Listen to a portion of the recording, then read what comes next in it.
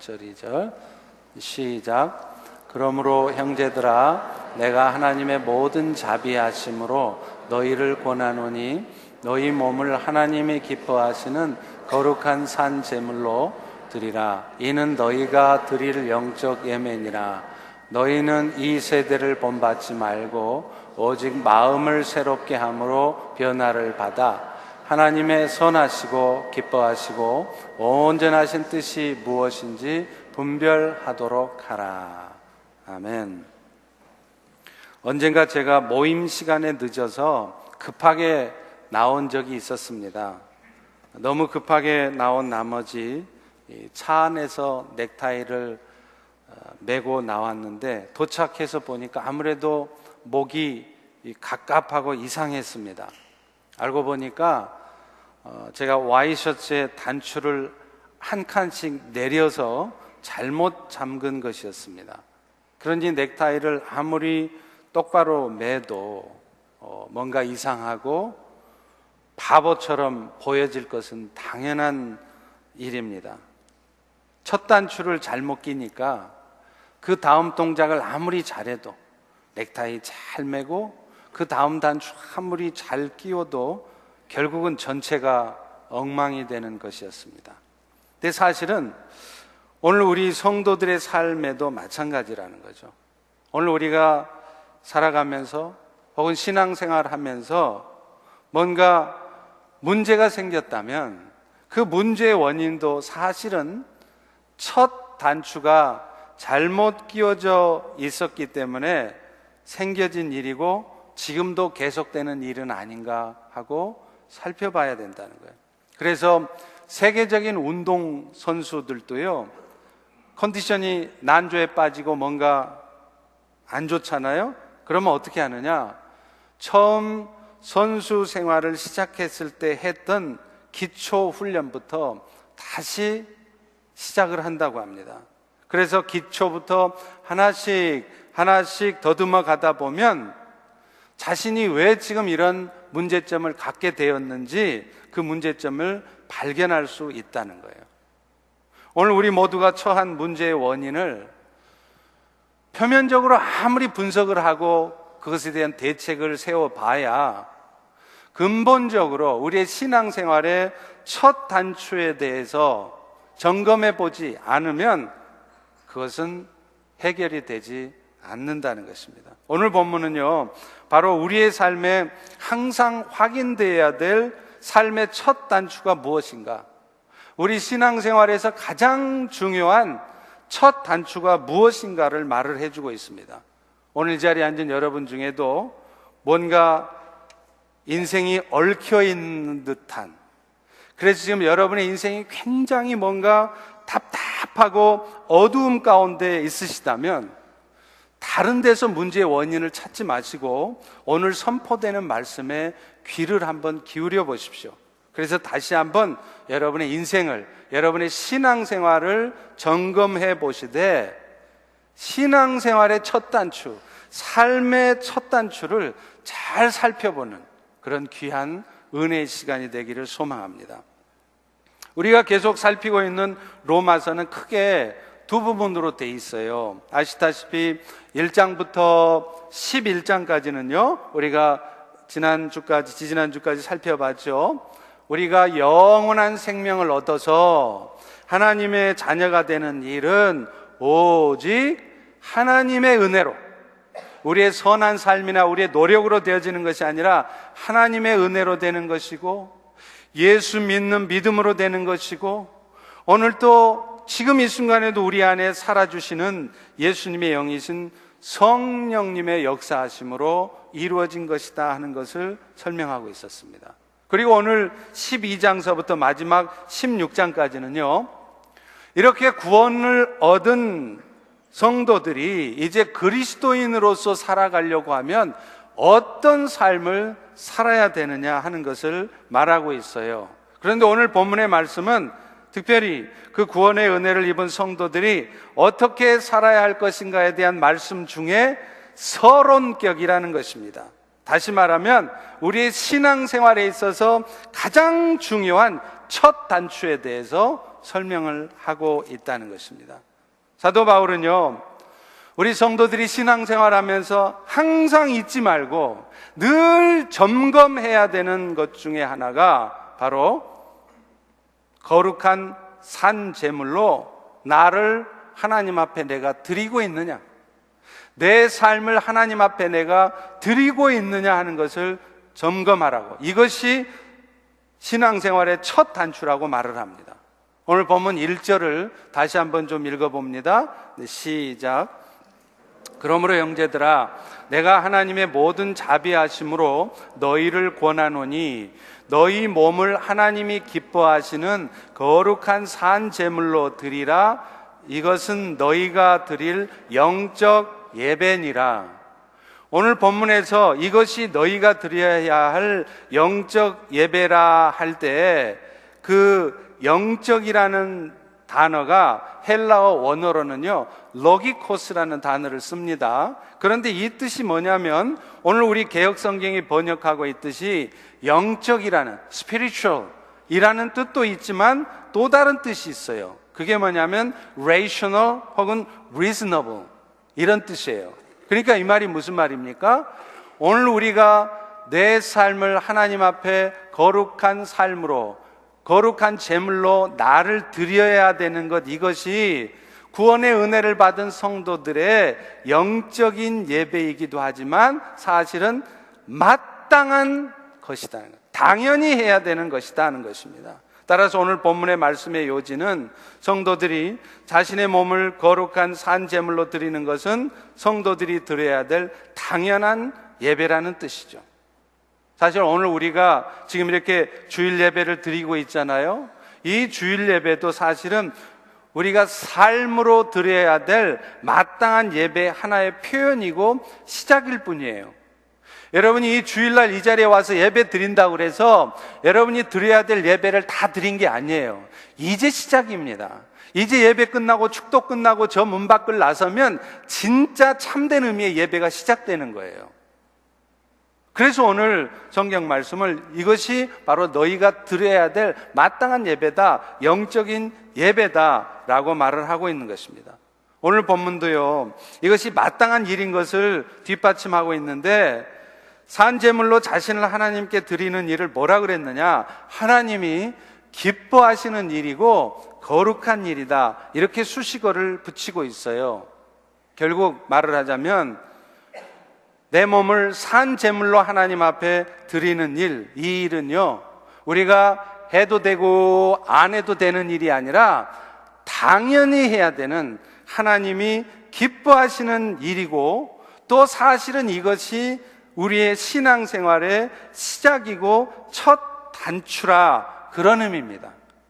따라서 오늘 내가 내 삶에 어떤 문제가 생겼거나 혹은 내가 지금 신앙생활을 하는데 내 마음이 그렇게 기쁘지 않아요. 그렇다면 문제 원인들을 다른 데서 찾지 말고 지금 내가 신앙생활을 하긴 하는데 예배를 드리고는 있는데 지금 내가 내 삶을 하나님 앞에 전부를 드리고 있는지를 다시 점검해 보라는 거예요.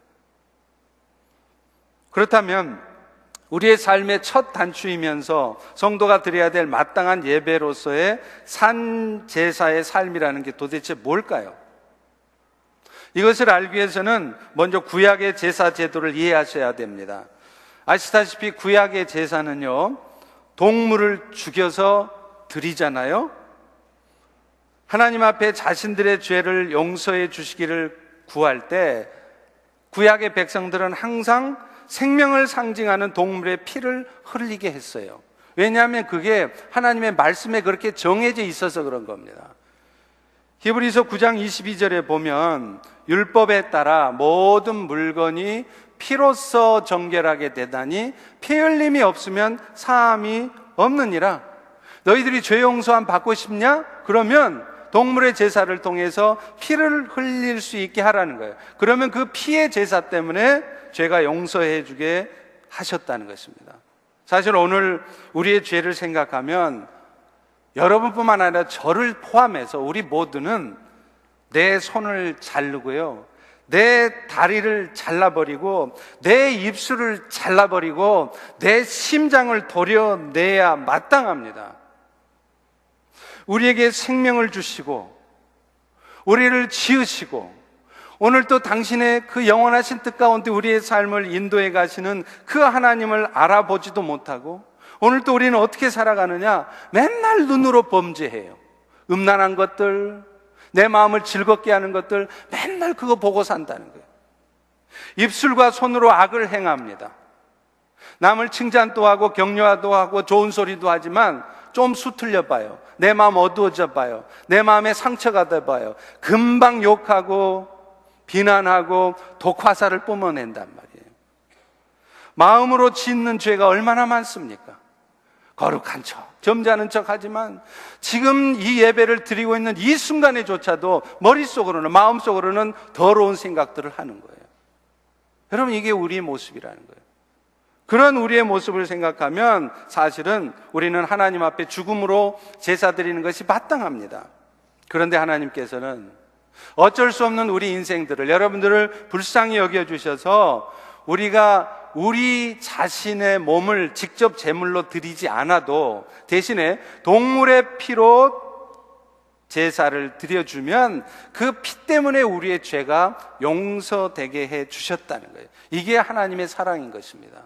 그런데 여러분, 이 구약의 제사 제도는요, 사실은 뭘 의미하느냐면 오늘날 우리 신약시대에 사는 우리들이 예수 그리스도로 말미암아 얻게 될, 또 예수 그리스도를 통해 드려질 속죄의 제사, 죄를 씻어주는 제사를 예표적으로 미리 보여준 거라는 거예요.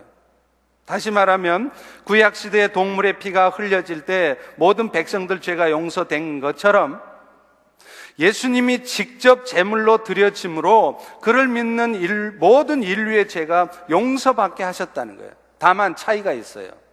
구약의 제사장들이 드리는 제사는 해마다 다시 반복해서 드려야 되는 제사였습니다. 그런데 예수님께서 드리신 제사는 딱 한 번에 십자가의 죽으심으로 드리는 그 제사로 말미암아서 영원토록 속죄의 효과를 갖게 되었다는 거예요. 그 이유가 뭘까요? 예수님이 드리는 제사는 그 자신이 죄가 있는 모습으로 제사를 드리는 게 아니라 죄가 없으신데, 무죄하신데 그 무죄한 몸을 가지고 제사를 드렸기 때문에 그 속죄의 효과가 한 번으로 영원한 속죄의 효과를 갖게 되었다는 거예요. 이게 히브리서 10장 10절에서부터 12절에 설명이 되어 있습니다. 한번 보시죠.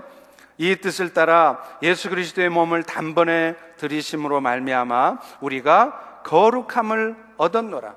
제사장마다 매일 서서 섬기며 자주 반복적으로 같은 제사를 드리되, 이 제사는, 제사장들이 드리는 제사는 항상 죄를 없게 하지 못하지만 오직 예수님의 제사는 그 죄를 위하여 한 영원한 제사를 드리심으로 완전한 속죄를 이루셨다는 거예요. 그렇기 때문에 여러분, 산제사라는 것은 뭐냐?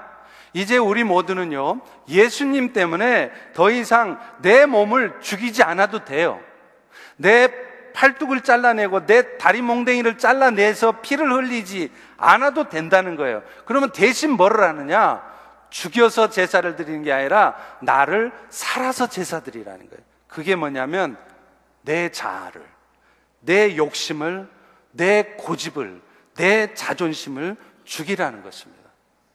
그래서 내 삶의 주인이 더 이상 내가 아니고 예수님께서 내 삶의 주인이 되게 하시라는 거예요. 이게 사실은 산제사라는 것입니다. 이런 산제사의 삶을 가장 잘 표현하고 있는 말씀이 뭔지 아세요? 갈라디아서 2장 20절이에요. 아마 여러분 대부분 이 말씀을 암송하고 있을 것입니다. 다 같이 한번 읽어보죠. 시작. 내가 그리스도와 함께 십자가에 못 박혔나니 그런즉 이제는 내가 사는 것이 아니요 내 안에서 그리스도께서 사신 것이라. 우리의 죄된 욕심은 그리스도로 말미암아 십자가에 못 박혀 죽었어요. 그런데 문제가 있습니다. 그 문제가 뭐냐? 동물의 제사로 드려진 제물은요, 한 번에 한 번 죽여서 제단에 드려지면 그 동물은, 제물은 그냥 죽은 채로 가만히 있어요. 계속 죽어 있는 거예요. 그런데 사람 제물은 어떻게 하느냐? 처음에 제물로 드릴 때는 죽어요. 그러다가 좀 시간이 지나면 어느 순간 다시 살아납니다. 그래서 슬그머니 제단에서 다시 내려와요. 우리가 어떤 큰 병에 걸렸을 때, 비자 문제, 영주권, 시민권 문제 때문에, 비즈니스 문제 때문에 죽으라고 기도할 때는, 오 주님 나를 도와주세요. 내가 나쁜 놈입니다. 내가 죽일 놈입니다. 그때 하나님 앞에 죽어요. 근데 그 문제 해결돼 보세요. 병 나아 보세요. 몇 년 지나면 언제 그랬는지 다시 살아갖고 막 움직이는 거예요. 기가 펄펄 살아가지고 막 움직이는 거예요. 그래서 산 제물로 우리의 몸을 드리라는 것은 뭐냐? 우리의 정욕과 우리의 육체의 욕심이 날마다 계속적으로, 지속적으로 한 번으로 끝이 아니라는 거예요. 언제 또 다시 살아 움직일지 모르니까 계속 죽이라는 것입니다. 십자가에 넘겨져 죽임을 당하게 하라는 것이에요. 그래서 바울도 뭐라 그랬습니까? 내가 날마다 죽노라 그랬어요. 저 이만만 하면 죽은 거잖아요. 더 내려놓고 더 죽을 거 없잖아요. 아니라는 거예요. 더 죽으라는 거예요. 더 내려놓으라는 거예요. 그래서 더 정확히 말하면 예수 그리스도께서 이미 십자가에 못 박아 놓으신 우리의 옛자를 성령의 도우심을 통해서 실제적으로 날마다 죽이는 것을 말합니다. 나의 자아, 나의 욕망, 나도 모르게 세워지는 내 고집, 내 주장, 내 뜻, 이런 것들을 죽이라는 거예요. 내 자존심을 꺾으라는 것입니다. 그런데요, 산 제물로 나를 드려지는 일이 삶의 첫 단추라는 말의 의미가 뭐냐? 바로 이거예요. 내 삶에 어떤 문제가 생겼다 하면 여러분이 가장 먼저 할 일이 뭐냐? 바깥을 잘 살펴보는 게 아니라는 거예요. 문제 원인을 바깥에서 찾는 것이 아니라 내 안에서 먼저 찾아보는 것입니다. 내가 지금 혹시 살아있지는 않는가? 내 자존심이 지금 살아있지는 않는가? 나의 욕심이 지금도 포기되지 않고 있지는 않는가? 이걸 보라는 거예요. 만약에요, 이 부분이 점검되지 않고 이 부분이 회복되지 않으면, 해결되지 않으면 우리는 내 삶의 문제들을 해결해 보려고 아무리 다른 조치를 취해도요, 여러분의 문제는 결코 해결되지 않을 것입니다. 왜냐하면 근본적인 부분을 손보지 않았기 때문에 그런 거예요. 뭔가 해결되었다 싶어도요, 또 다른 곳에서 또 다른 문제가 터지게 되어 있습니다. 사실 오늘 우리 성도들이 살아가면서 겪는 여러 가지 어려움들이 있잖아요. 무슨 건강 문제도 있고요, 돈 문제도 있고요, 인간관계 문제도 있고요, 우리 교회 같으면 교회 문제도 있고요, 등등 있습니다. 그런데 이 모든 문제들이 결국은 내 삶이 주님 앞에 온전히 드려지지 않을 때 생길 수 있다는 것입니다. 다시 말하면 내 삶의 주인으로 오신 예수님께 내 삶을 온전히 내어드리지 않고 계속해서 내가 주인 돼서 살려고 할 때 온다는 거예요. 그래서 신앙생활을 하는 목적조차도 내 뜻대로, 내 욕심대로 인생을 한번 살아보고 싶은데 그 과정에서 좀 잘 안 되는 문제가 생기면 예수님의 도우심을 구해서 예수님의 은혜로 그 인생 문제 좀 해결받고 그런 목적으로 신앙생활을 하는 사람들도 있다는 것입니다. 그런데 여러분, 이것은 엄밀히 말하면 신앙생활이 아니에요. 예수님께서 내 삶의 주인 되시는 것이 아닙니다. 예수님이 내 삶의 종 되는 거예요. 종. 내가 지금 나도 모르는 사이에 예수님을 종으로 부려먹고 있는 거예요. 나를 위해서 십자가의 죽음을 감당하신 그 예수님을 내가 지금 이용해 먹고 있단 말이에요. 그 예수님의 도움으로 내 인생 문제 해결돼서 내가 행복하게, 멋지게 돈 많이 벌고, 이건 온전한 신앙생활이 아닙니다. 사실 우리가 살아가면서 염려하고 걱정하는 문제도 알고 보면 우리 욕심하고 다 관련돼 있어요. 지금 이 순간 제가 한번 물어볼게요. 여러분 지금 마음속에 염려들이 있으시죠? 뭐 크고 작게 다 있을 거예요. 그런데 지금 그 염려가, 그 두려움이 지금 왜 생겼는지 가만히 한번 살펴보세요. 그게 어쩌면 여러분이 아직도 포기하지 않은 욕심 때문인지 모릅니다. 아직도 내려놓지 않은 내 생각 때문인지 모른다는 거예요. 나의 욕심과 정욕을 포기하지 않으니까 염려스러운 것입니다. 내가 가진 것이 애초에 출발부터 다 하나님 것이고, 내 삶의 모든 일들도 내가 열심히 해서 된다고 되지도 않는 것이고, 하나님께서 알아서 하실 일이라고 한다면 오늘 지금 여러분이 살아가면서 여러분 인생의 결과에 대해서 여러분이 염려할 이유가 뭐가 있어요? 염려해봐야 되지도 않아요. 염려하신다고 그래서 여러분 원하는 대로 결과가 오지도 않습니다. 그런 염려를 왜 하냐는 말이에요. 그게 결국은 여전히 내가 산 제물로 안 드려져 있다는 겁니다. 여전히 내 욕심대로 내 인생을 만들어 가고 싶다는 거예요. 그럴 때 우리의 인생의 문제가 터지는 것이에요. 우리가 사람 관계에서 어려움을 겪는 문제도 마찬가지입니다. 결국은요, 자존심 문제일 때가 많아요. 자아가 살아있고 자기의 의의가 있을 때 생기는 일입니다. 여러분, 자존심이라는 말의 뜻이 뭐예요? 나를 스스로 높이는 마음이다, 그런 뜻이죠. 사람들은 모두에게 스스로 자기가 의롭다는 것을 보이고 싶은 마음이 있어요. 그런데 누군가가 나를 의롭지 않다고 말해버리면, 누군가가 나를 의로운 자로 인정해주지 않는 것 같으면 화가 나는 거예요. 여러분, 시험이 왜 드는 줄 아세요? 시험 드는 것은 내가 자존심이 있을 때 시험 드는 거예요. 자존심 없어 봐요. 나는 애초에 의로운 사람 아니다. 오직 하나님만이 의로우신 분이고 나는 하나님 앞에 전혀 의로울 수 없는 사람이다라고 인정하고 들어가면 시험 들 것도 없어요. 내 자존심 상하니까 시험 드는 거예요. 산제물로 드려진다는 것은 이런 자존심이 꺾여지는 것입니다. 하나님 앞에 아무도 의로울 수 없다는 것을 인정한다면 나의 의로움을 인정받으려고 할 필요도 없고요, 그것 때문에 속상할 일도 없는 것이죠. 오늘 우리가 산제물로 드려져야 하는 것은 바로 이렇게 내 욕심을, 내 생각을, 내 자존심을 내려놓는 거예요. 그렇다면 우리 하나님께서는 왜 우리의 삶이 이렇게 산제사의 삶으로 되어지기를 원하실까요? 여러분, 그거 아십니까? 하나님의 여러분을 향한 최종 목표가 뭔지 아세요? 그게 결국은 산제사예요. 신앙생활을 가장 잘하고 있다, 가장 믿음 좋은 사람이다, 그 사람이 어떤 사람이냐? 교회에서 일 많이 하는 사람 아니에요.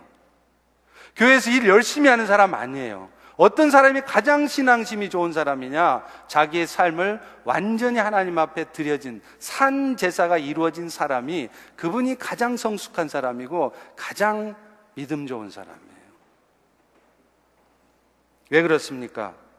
그렇게 내 삶이 완전히 드려졌을 때 우리의 삶을 통해 그때 비로소 예수님이 자신의 생명을 나타내시고 그때 비로소 나를 통해 하나님의 뜻이 이루어지기 때문에 그럽니다. 내가 열심히 일해야, 내가 봉사 많이 해야 하나님의 뜻이 이루어지는 거 아니에요. 어떤 때는요, 오히려 내가 나를 죽이고 나를 하나님 앞에 드리고 있을 때 하나님이 나서서 일을 다 하십니다. 우리 본문 2절을 같이 한번 읽어볼까요? 네, 시작. 너희는 이 세대를 본받지 말고 오직 마음을 새롭게 함으로 변화를 받아 하나님의 선하시고 기뻐하시고 온전하신 뜻이 무엇인지 분별하도록 하라. 이게 산제사의 삶이래요. 근데 이 말을 가만 보면 지금 어떻게 이해가 되십니까? 이 말을 가만 보면, 아, 맞아, 내가 신앙생활 하면서도 하나님이 어떤 선한 뜻을 갖고 계신가, 어떤 온전한 뜻을 갖고 계신가 내가 잘 분별하고 살아야 돼, 그 말 같죠? 이 말은 그 말이 아니에요. 이 2절 후반부를 영어 성경으로 읽어보면 이렇게 나와 있습니다. Then you will be able to test, 그 다음이 중요해요. And approve what God's will is. 하나님의 뜻은 너희들이 잘 몰라서 그렇지, 하나님의 뜻은 너희들이 이해할 수 없어서 그렇지, 결국에는 항상 선하시고 온전한 거야 라는 것을 너희들의 삶을 통해서 증명해 주라는 거예요. 이게 산제사의 삶이에요. 분별하라는 얘기가 아니에요, 사실은. 그럼 어떻게 할 때 증명이 되느냐? 내가 내 생각을, 내 자존심을, 내 고집을, 내 주장을 내려놓고 죽어져 있으면 그때 비로소 하나님의 뜻은 역시 선하셨구나, 하나님 뜻은 온전하셨구나, 하나님 스스로가 그것을 증명하신다는 거예요. 그런데 내가 자꾸 나서서 해요. 내가 자꾸 나서서 움직여요. 그러면 하나님 스스로가 일하지 않으십니다. 그래서 고린도후서 4장 11절도 우리의 육체가 계속적으로 십자가에 넘겨져서 지속적인 죽임을 당할 때만이 십자가의 능력이 경험적으로 우리에게 나타나게 될 것이라고 말을 해요. 우리 산자가 항상 예수를 위하여 죽음에 넘기움은 예수의 생명이 또한 우리의 죽을 육체에 나타나게 하려 함이라. 내 자아가 날마다 죽어지고 내 고집이, 내 생각이 내려갈 때 사실은 그때 내 안에 있던 예수님이 생명력을 나타내신다는 거예요. 오늘 여러분은 그렇게 여러분을 죽이고 계십니까? 아니, 여러분의 삶이 오늘도 죽어져 있습니까? 실제로 하나님께서 이 시대에 쓰는 사람들을 보면은요, 오히려 자신의 뜻을 늘 하나님 뜻에 맞추고 자기를 비우는 사람이라는 걸 알 수 있습니다. 그래서 디모데후서 2장 21절에도 이렇게 말해요. 누구든지 이런 것에서 자기를 깨끗하게 하면 귀히 쓰는 그릇이 되어 주인의 쓰심에 합당하며, 이렇게 말합니다. 그러니까 하나님 앞에 귀하게 쓰임 받는 그릇은 뭐냐? 겉모양이 금과 은으로 치장되어진 그릇이 하나님 앞에 귀하게 쓰임 받는 그릇이 아니란 말이에요. 하나님 앞에 귀하게 쓰임 받는 그릇은 하버드 대학 출신이 아니란 말이에요. 못 배웠어도, 심지어는 대학 안 나왔어도 자기를 깨끗이 비운 사람이, 그 사람이 하나님 앞에 쓰임받는 귀한 그릇이래요. 왜요? 하나님이 쓰시기가 편해요. 하버드를 나왔지만, 세상 지식은 엄청 많지만, 세상 경험은 많지만 항상 자기 생각대로 해요. 자기 지식대로 움직여요. 그런 사람들은 하나님 쓰시기가 불편합니다.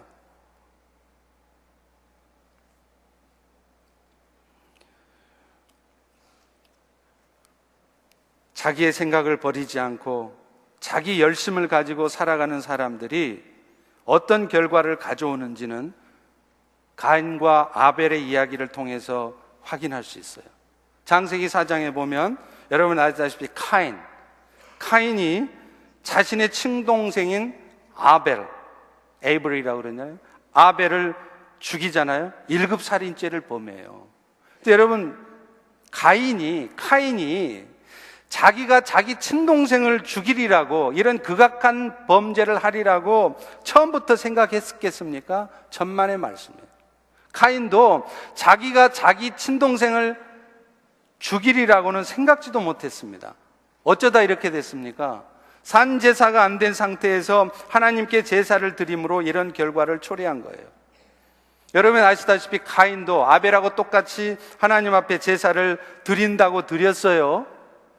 그런데 문제는 그 카인의 제사는 하나님을 신뢰하는 가운데 드리는 믿음의 제사가 아니었다는 거예요.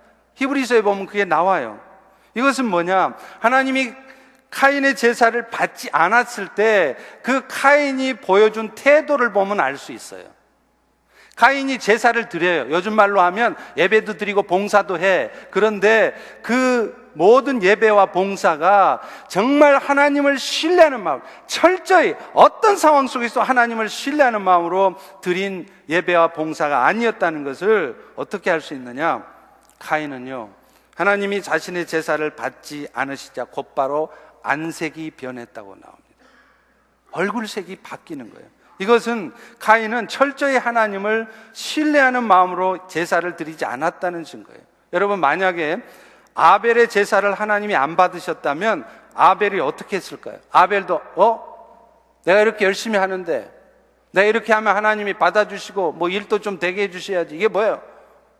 그랬을까요? 아닙니다. 아벨이 만약 하나님의 제사를 안 받는 걸 봤다면, 하나님 왜 저의 제사를 안 받으셨어요? 제가 혹시 하나님 앞에 합당하지 않은 모습은 있는 건 아닙니까? 하고 자신을 먼저 하나님 앞에 비추어 보았을 거라는 거예요. 그런데 가인은 오히려 내가 열심히 제사를 드렸는데 왜 내 제사는 안 받고 아벨 제사는 받느냐고 하나님께 항변하고 불쾌한 모습을 보이는 것입니다. 사실 오늘날 우리가 얼마나 많은 경우에 이런 실수를 합니까? 열심히 하는 건 좋아요. 일 많이 하는 거 좋아요. 근데 문제는 그게 자기 생각대로 열심을 한다는 거예요. 그러다 보면 어느 순간 하나님을 위한 열심이 아니라 자신의 목표와 생각을 관철시키려는 열심이 되고 말아요. 이 예외가 없어요. 저도 마찬가지고 여러분도 마찬가지예요. 그래서 자기 열심이 무섭다는 겁니다. 그리고 이런 열심은 필히 시험을 가져옵니다. 자기 뜻대로 되지 않는 현실 앞에서 그것을 불평하거나 자기 뜻대로 되지 않는다고, 인정받지 못한다고 그것을 원망하게 돼 있다는 거예요. 예수님 당시에 복음 전파에 가장 방해가 되었던 자들이 누군지 아세요? 우상 숭배자들이 아니었습니다. 아예 하나님을 모르는 자들이 아니었어요. 오히려 어설프게 하나님을 알고 자기 중심으로 신앙생활하던 유대주의자들이었습니다. 자기들이 그렇게 열심을 내는 것이 오히려 교회를 방해한다는 것을, 오히려 예수 그리스도의 교회를 무너뜨린다는 것을 모르고 있었어요. 교회 안에 가장 무서운 사람은 사실은 일 안 하는 사람이 아니라 잘못된 열심을 가진 사람일 수 있습니다. 신앙의 중심이 철저히 하나님께 있지 않고 모든 것이 자기 중심이 되면 그것은 사실은 교회에 득이 되는 것이 아니라 어느 순간 해가 되는 수가 있어요. 물론 항상 그렇지는 않겠죠. 여러분이 잘 아시는 오카노 목사님이 언젠가 설교 중에 그런 말씀을 하시더라고요. 교회에서 가장 문제가 되는 사람이 바로 여전도 회장이래요. 요즘이야 뭐 대부분 교회들이 다 사역조직 중심으로 움직이기 때문에 무슨 옛날처럼 여전도회, 남전도회 이런 조직들이 일을 많이 하지 않지 않습니까? 그런데 그때만 해도 거의 모든 일을 여전도회, 남전도회가 했어요. 근데 문제는 그 여전도회장 정도 할 정도면 일 많이 하고 열심히 있는 사람이니까 될 거 아니에요. 그래서 그 여전도회장이 많은 일을 하다 보니까 교회에 도움이 되는 부분도 많지만 어떤 경우에는 교회에 도움이 되지 않는 부분도 많다는 거예요. 왜 그럴까요? 모든 일을 자기 생각대로 하려고 할 때 그런 일이 벌어진단 말이에요. 열심히 하는 건 좋은데 교회에서 정한 방향대로 가지 않고 자기 생각대로 섬기는 거예요. 그러다 보니 자기 생각하고 맞지 않는 부분이 생기면 그것 때문에 틀어집니다. 그것 때문에 다른 지체들의 마음을 아프게 하는 말을 하게 돼요. 그런 행동을 해요. 그래서 결과적으로는 오히려 교회를 더 어렵게 만드는 경우들이 있습니다. 그래서 옥 목사님 그런 얘기를 한 거예요. 일 열심히 한다는 게 뭐가 잘못됐겠어요? 너무나 잘한 일이고 필요한 일이죠. 그런데 그게 자칫 잘못된 열심으로 가면 그런 결과를 가져올 수 있다는 것입니다.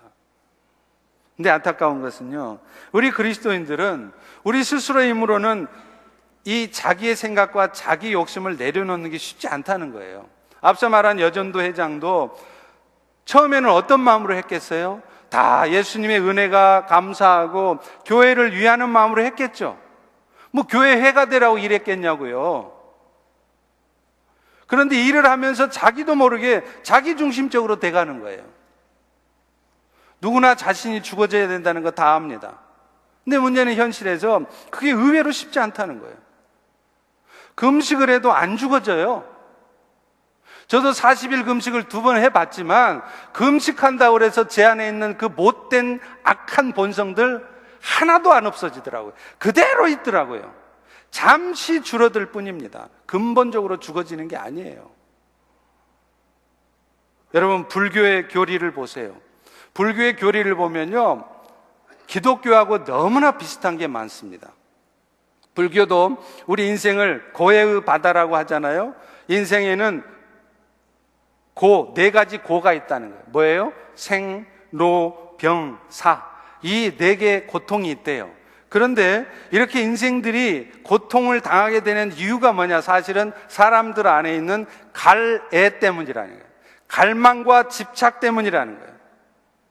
불교 역시도 우리 인생의 진단이 기독교하고 너무나 똑같지 않습니까?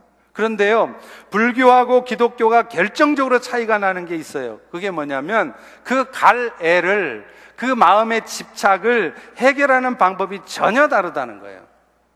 불교에서는요, 그 고해의 원인인 갈애, 그 욕심, 집착, 고집 이런 것들을 꺾으려면 너희가 8정도를 해야 된다는 거예요. 8가지의 수행을 해야 된대요. 근데 안타까운 것은 인간은 아무리 노력해도 스스로 힘으로는 인간 마음 안에 있는 갈애를 100% 완전하게 없앨 수가 없다는 거예요. 없어지는 듯 했다가 어느 순간 또 생긴다는 거예요.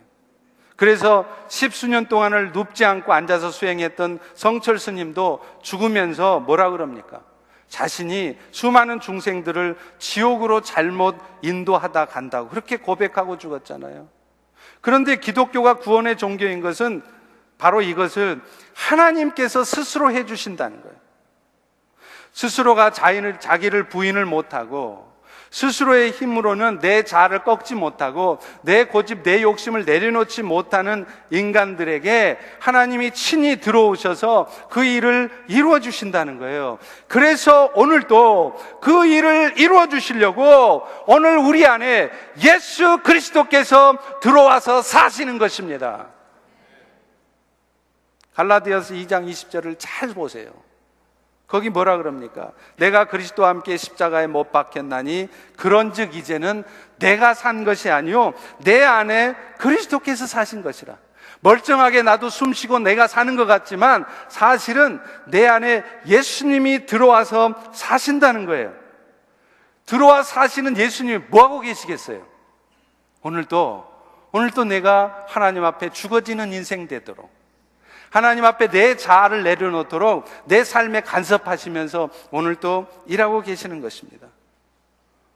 우리는 성경에서 그 수많은 예들을 보잖아요. 모세를 보세요. 모세도 처음에는 세상적인 능력, 자신이 갖고 있는 지식, 자신이 경험한 거, 그거 가지고 이스라엘 백성들을 구원하는 일 이루어낼 거라 생각했습니다. 아마 그게 맞다면 모세는 40년 동안 자기가 애굽의 궁정에서 배운 것으로 충분했을 거예요. 그런데 모세는 결국 미디안 광야에 쫓겨가서 40년 동안의 또 다른 연단을 받아야 했습니다. 모세가 40년 동안 광야에서 받은 훈련은 뭐냐? 이스라엘 백성들을 필요한데 실제적인 지식이 아니었어요. 경험이 아니었어요. 뭐였습니까? 철저히 자기를 부인하고 철저히 자기를 죽이는 훈련이었습니다. 산제사하는 훈련이었단 말이죠. 자신의 야망과는 전혀 상관없는 양치는 일을 80의 노인이 될 때까지 하게 하셨어요. 그 과정에서 모세는 이전에 팔팔하던 자아가 철저히 죽어 있습니다.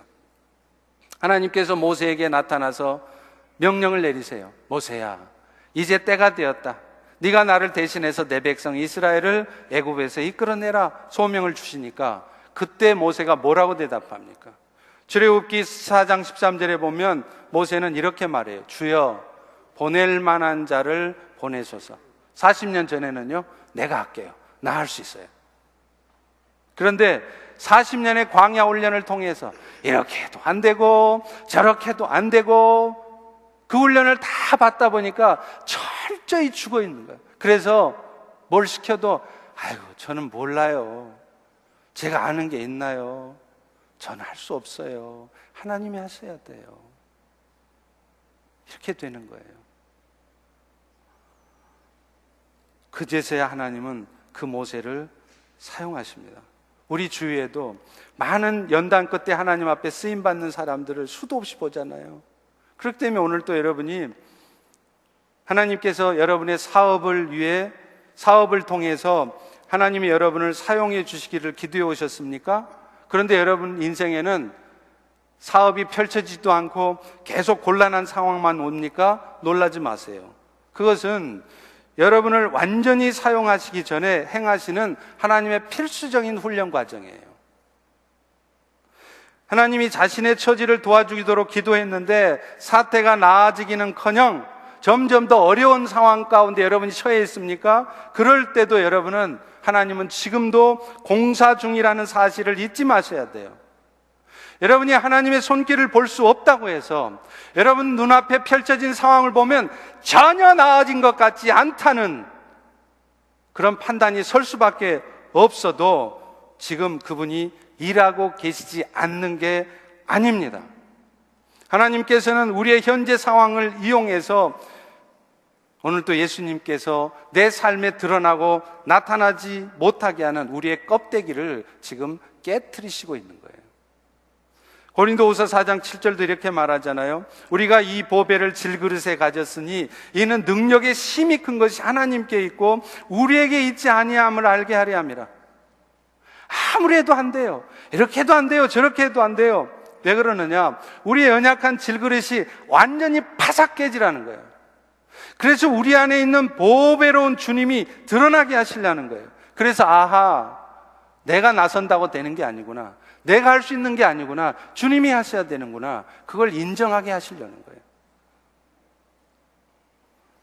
어떤 그리스도인도 이 자아의 껍데기가 깨지기 전까지는 결코 온전한 삶을 살 수도 없고 하나님 앞에 쓰임을 받을 수도 없습니다.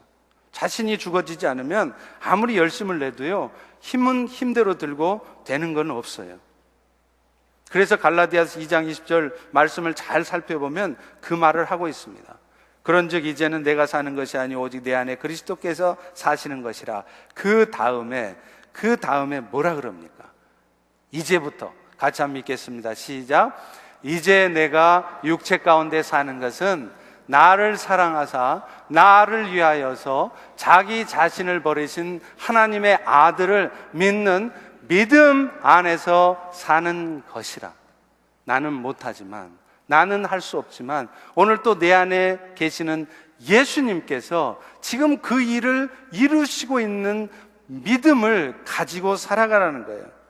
그래서 오늘 또 그 예수님은 나의 부족함도 다 알고 계시고 지금 상황도 다 알고 계시고 오늘 또 내 삶에 벌어지는 모든 일들이 결국은 내 안에 있는 그 단점들이 극복되어지도록 하며 또 내 안에 있는 장점들은 강화되어지도록 하고 이 모든 일들을 주님이 하신다는 것을 우리에게 보여주시려고 한다는 거예요. 이것이 내 안에 계시는 그분을 믿는 삶입니다. 그리고요, 그렇게 그분이 하시는 것을 믿는다면 오늘 우리는 할 일이 딱 하나 있어요. 그분이 하시는 것을 한번 가만히 기다려 보시는 거예요. 가만히 한번 보시는 거예요.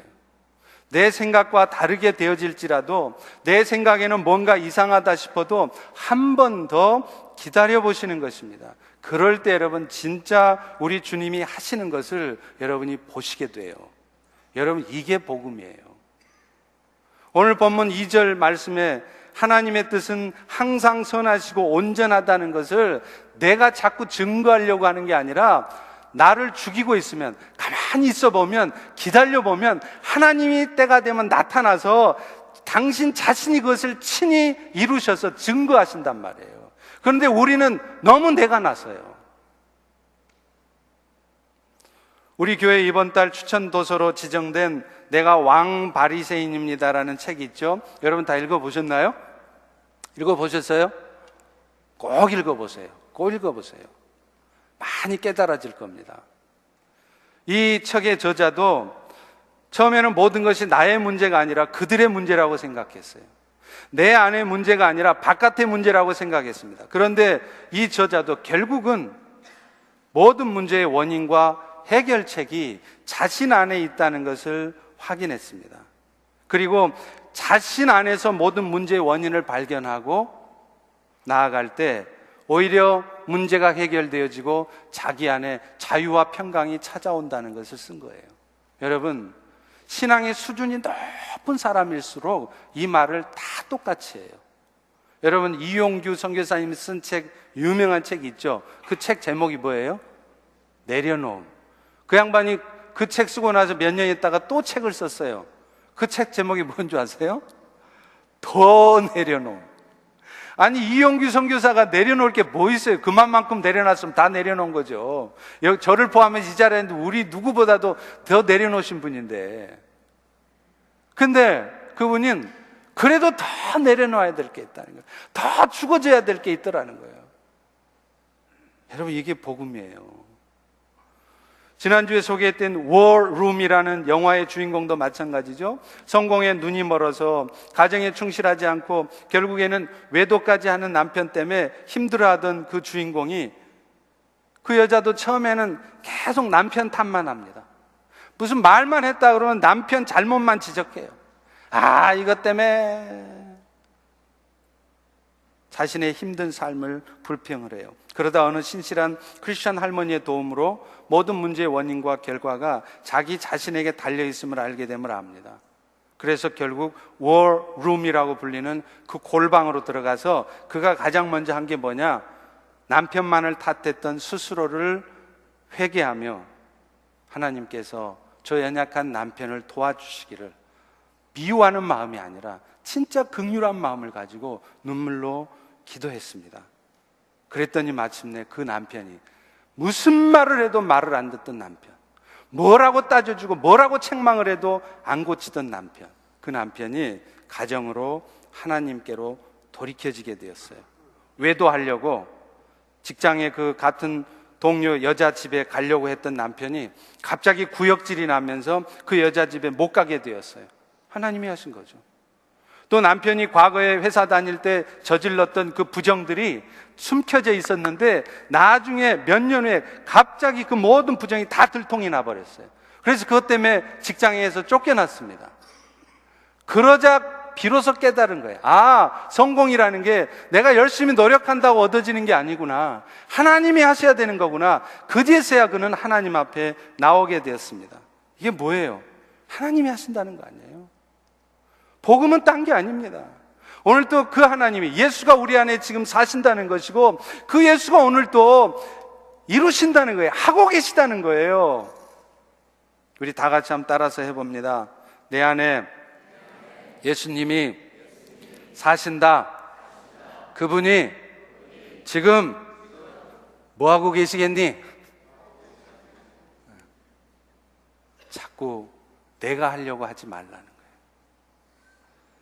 이사야 52장 7절에 보면요, 좋은 소식을 가져오며 구원을 공포하며 시온을 향하여 이르기를 너의 하나님이 통치하신다 하는 자의 산을 넘는 발이 어찌 그리 아름다운지. 여기서 말하는 좋은 소식, 복음 아니에요. 그 복음이 뭐냐? 예수 그리스도로 말미암는 구원이죠. 그런데 이 복음을 바로 그 다음 부분에 뭐라고 쓰고 있습니까? 하나님이 통치하신다. 이게 복음이라는 거예요. 예수 그리스도를 통해서 세상을 향한 구원의 계획을 이루어 가신다. 이게 복음이잖아요. 그런데 복음이란 또 다른 복음이 아니라 같은 복음인데 그게 뭐냐? 그 일을 지금 오늘 또 하나님은 우리 안에 오셔서 지금 이 상황 속에서도 이 순간에도 그 일을 이루어가고 계신다는 거예요. 그게 복음이라는 것입니다. 그러면 우리가 할 일이 뭐냐? 이사야 52장 11절에 나와요. 너희는 죄에서 떠날지어다. 여호와의 기구를 맨 자들이여 스스로 정결하게 할지어다. 내 스스로를 정결하게 하는데 신경 쓰고 있으면 된다는 말이에요. 자꾸 남 탓하고 바깥 이야기 많이 하지 말고, 그런 얘기도 필요하고 말도 필요하겠지만 먼저는 네 스스로를 정결하게 하고 있으란 말이에요. 그러다 보면 일이 어떻게 될까요? 엉망이 될까요? 그렇지 않더라는 거예요. 오히려 하나님이 하시는 것을 그제서야 보는 것입니다. 이사야 58장 9절에서 11절에 이렇게 말해요. 만일 네가 너희 중에서 멍에와 손가락질과 허망한 말을 제하여 버리고 대신에 줄인 자들에게 너의 심정이 동하며 괴로워하는 자들의 심정을 만족하게 하면 하나님께서 너를 인도해서 물된 동산 같게 할 것이고 물이 끊어지지 아니하는 샘 같게 할 것이라. 그래서 너로 하여금 파괴된 기초를 쌓고 무너진 데를 보수하는 자가 되게 할 것이며 길을 수축해서 거할 것이 되게 하는 자가 될 것이라. 영어 성경에 보수하는 자가 repair, 길을 수축하는 자가 restorer 돼 있어요. 하나님 오늘도 여러분이 무너져 있는 데를, 무너져 있는 가정, 무너져 있는 교회, 무너져 있는 이 세상을 다시 repair, 수선해내고 새롭게 하는 자가 되기를 원하신다는 거예요. 여러분이 그렇게 되기를 원하신단 말이에요. 길이 없던 길에 새로운 길을 세우는 리스토어러가 되기를 원한단 말이에요. 그런데 그게 어떻게 해서 되느냐? 지금 당장 내 스스로가 짊어지고 있는 삶의 멍에를 먼저 내려놓으라는 거예요. 내 인생을 내 욕심대로 이끌어 가겠다는 생각을 버리고 주님께 맡기라는 거예요. 그리고 손가락질 하던 손가락을 내려놓으라는 거예요. 허망한 말을 더 이상 하지 말래요. 그리고 자꾸 남 손가락질이나 하고 허망한 일이나 하지 말고 대신에 뭐 하냐? 배고픈 사람들이 있으면 가서 불쌍히 여겨주래요. 그리고 마음이 힘들어서 괴로워하는 자 있으면 다가가서 위로의 말을 해주고 격려의 말을 좀 해주라는 거예요. 그러면 어떻게 하신다는 거예요? 하나님이 여러분이 물된 동상 같게 만들겠다는 거예요. 여러분이 아무리 비즈니스 잘하려고 눈을 까디짓고 애를 써도 여러분 능력으로 여러분의 비즈니스가 잘 되지 않습니다. 하나님이 하셔야 되는 거예요. 근데 어떨 때 하나님이 하신다고요? 내 멍에를 내려놓고 손가락질 하던 것을 내려놓고 허망한 말을 입을 닫고 오히려 사람들을 불쌍히 여기고 위로해주는 말, 격려해주는 말을 많이 하고 있으면 하나님 그렇게 하신대요. 그때 여러분이 리스토어, 리페어가 되게 하신다는 것입니다. 하나님은 지금도 통치하고 계세요. 지금도 내 안에 예수께서 그 일을 이루어가고 계십니다. 그러니 실망하지 마십시오. 눈에 보이는 현실 앞에 좌절하지 마세요. 두려워하지도 마세요. 말 많이 하지 말고 묵묵히 나를 돌아보면서 내가 할 일을 하고 있으면 됩니다. 그렇게 할 때 결국은 산 제물로 드려진 우리를 통해서 하나님의 뜻은 결국 선하셨구나. 나는 그때는 이해할 수 없었지만 정말 하나님은 온전하신 분이구나. 그것을 여러분의 눈으로 확인하게 될 날이 오게 하신다는 거예요. 그것을 우리가 하는 게 아니고 하나님이 하십니다. 산제사란 그 하나님이 하심을 믿고 오늘 내가 죽는 거예요. 내 삶을 드리는 거예요. 우리 다 같이 일어나셔서 전심으로 우리 찬양하고 같이 기도하겠습니다. 주님 손에 맡겨드리니 나의 삶 주님께 주님 손이 나의 삶 붙드네 나 주의 것 영원히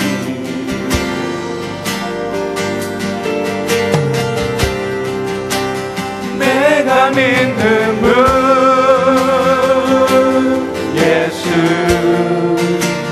내가 속한 분 예수 삶의 이유 되시네 내 노래 되시네 전심으로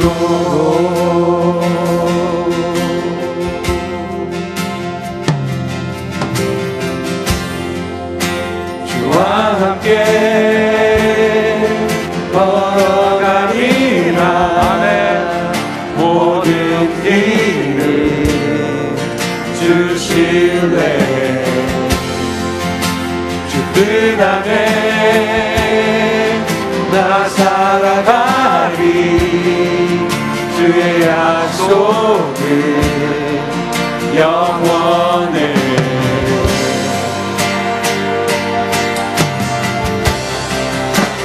내가 믿는 분 예수 내가 속한 분 예수 삶의 이유 되시네 내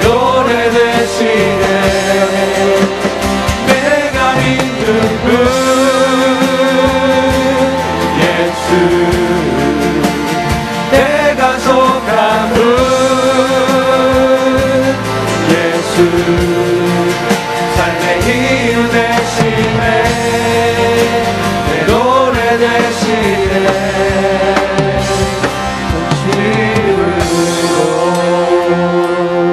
이 시간에 우리 한번 기도하겠습니다. 오늘 주신 말씀을 생각하면서요, 그렇습니다.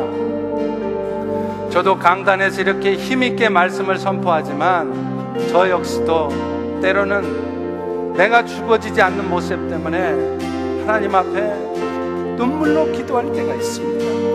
하나님, 내가 문제입니다. 결국에는 내가 죽어져야 되는데 왜 이렇게 내 마음이 다스려지지 않는지요. 여러분도 마찬가지일 것입니다. 그 일을 주님이 하시려고 오늘 여러분 인생 가운데 이런저런 일들도 있게 하는 거예요. 그렇다면 주님, 내가 그런 일들 앞에서 불평이나 하고 원망이나 하고 실망하고 마음 어두워질 게 아니라 지금도 하나님이 내 안에서 일을 이루고 있으시다는 그 믿음 가운데 나를 더 청결히 하고 나를 더 돌아보고, 그래서 보수하는 자, 수축하는 자가 되게 하여 주옵소서. 우리 다 같이 통성으로 기도하겠습니다. 할렐루야. 아버지 하나님, 주님 도와주옵소서.